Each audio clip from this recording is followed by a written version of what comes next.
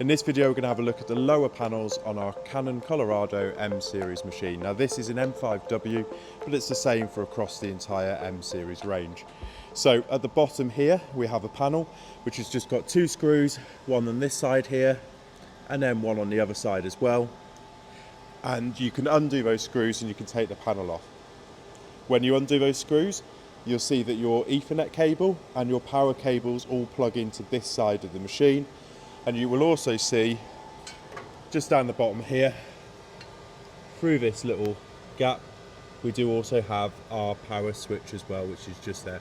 Now that is the main switch of the machine, so we don't really have many reasons as to why we would need to turn the machine off completely, but that's where it is if you need it. Going round to the other side of the machine, the lower panel here is our maintenance panel. So again, it's just got two screws. We've got one at the bottom down here and the same on the other side. And if I lift this panel up like that, you'll see I can then take that off just like that.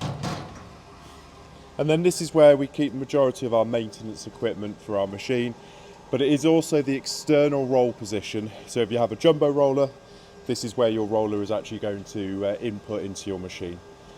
So that's the back side there. On the other side of our machine, our panels here are lift off